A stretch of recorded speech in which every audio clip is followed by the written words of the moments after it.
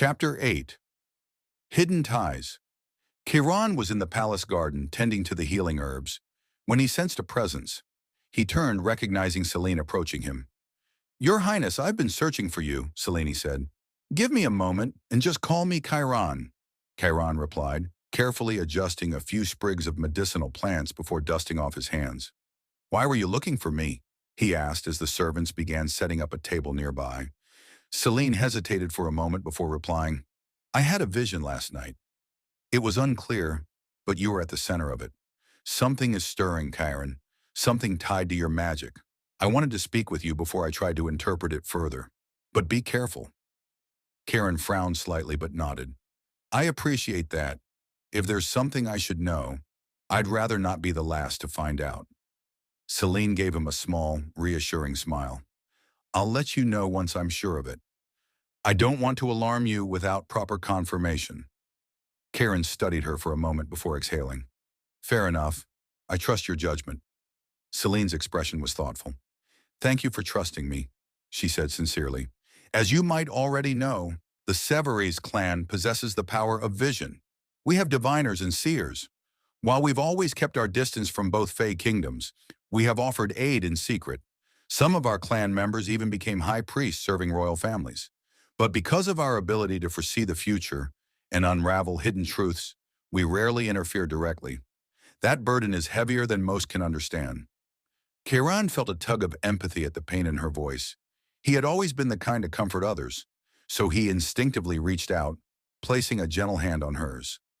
Selene's muscles eased, the tension leaving her body. "You are not just a light fae, are you?" Selene asked, her gaze piercing. "Are you a witch?" Chiron stiffened. His instinct was to retreat, to brace himself for the judgment that always followed when people discovered his heritage. "Yes," he admitted, his voice steady but guarded. "I am a half-witch. My mother was a witch, and my father a light fae." He expected the usual disdain, whispers of impurity, but Selene's response caught him off guard. "That's incredible," she said, her eyes alight with curiosity. "I've read about hybrids before, but this is the first time I've met one in person." She paused, suddenly realizing her words might have sounded impersonal. "I'm sorry, Chiron. I didn't mean to speak of you as though you were an object of study." Chiron chuckled. "It takes a lot to offend me." Selene smiled. "If you don't mind me asking, can you tell me your witch affinity?" Chiron's expression darkened slightly. "I don't know much about my witch side. I've only just begun embracing that part of me. I lost my mother when I was a child, and after that, me and my father lived in the palace. You know how obsessed the light fae are with purity. The villagers were kind to me because of my mother. She was a healer, and she had a way of warming people's hearts. So I focused on mastering water and earth magic instead." Selene's expression remained warm. "What was your mother's name?" "Mayvira Arendor," Chiron said. Selene frowned slightly. "Arendor?" "Yes," Chiron nodded. "She took my father's second name after their mating." Selene's brows furrowed in thought. "I think I've heard that name before. You said she was a healer, right? She might have belonged to the Lyrian clan. I can check with my father if you'd like." He hesitated, choosing his words carefully. His mother had possessed other abilities, ones his father had warned him never to reveal. He wasn't sure he could trust Selene just yet. "There's no need," Chiron said quickly. "My father told me her clan was against their union. I doubt they would accept me." A moment of silence stretched between them before Selene spoke again. "Would you like my help with your magical training?" Chiron's eyes lit up. "I'd love that." Selene smiled. "Since you're a hybrid with water and earth magic, you have the potential to become an exceptional healer. Healing is not just about mending wounds. It's about channeling energy correctly, understanding mana flow, and balancing one's magic. You should start with simple energy channeling techniques before attempting direct healing spells." She guided him through an exercise, instructing him to focus his mana into his palms. "Imagine the energy flowing like a river," she said, placing her hand over his. "Now direct it toward the leaf in front of you, encouraging it to grow." Chiron concentrated, feeling a faint warmth gather in his hands. The tiny sapling trembled slightly, its leaves shifting as if sensing his magic. But after a few seconds, the energy dissipated. Selene nodded approvingly. "Not bad for a first attempt. With practice, You'll refine your control. We'll work on power focus and healing techniques in future lessons. She stepped back. That's enough for today.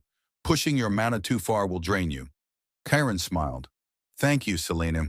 This means a lot to me. Deep in the mountain caves, a different kind of meeting was taking place. The rogue witches had gathered in the shadows, their hushed voices carrying a sinister weight. A fey noble, Valoran, stepped forward from the darkness. We must act soon, he said. The Savaris clan has visited Luminara. They have seen visions on Voraketh's awakening, and they are planning to form an alliance. Doria, the rogue witch's leader, scoffed.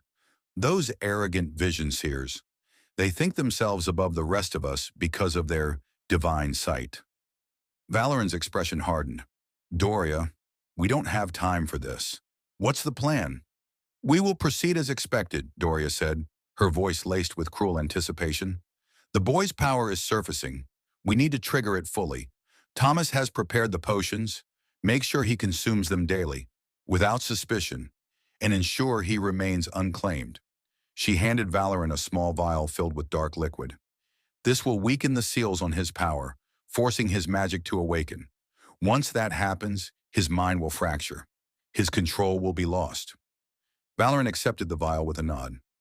And the items you requested? He asked. Wordlessly, Doria opened a small wooden box he had given her. Inside were strands of hair and pieces of fabric, carefully preserved. A slow, satisfied smile spread across her lips. Perfect. This will be enough to tip him over the edge. She ran her fingers over the delicate strands. Since that incident in the forest years ago, we have been feeding him potions, performing rituals, testing the limits of the seal. And now I can finally feel the cracks forming. Her eyes gleamed with dark satisfaction. It seems the seal is connected to his emotional strength. Every time we push him toward despair, the barrier weakens. That is where we must focus. She lifted the vial between her fingers, the dark liquid swirling ominously. And this potion, this will be the final blow. The seal on his magic will shatter as his mind breaks, and he will have no choice but to become what we need him to be. A cruel smile curled her lips. By the time we meet in Luminara, his power will be fully unleashed, and he will be ours to control.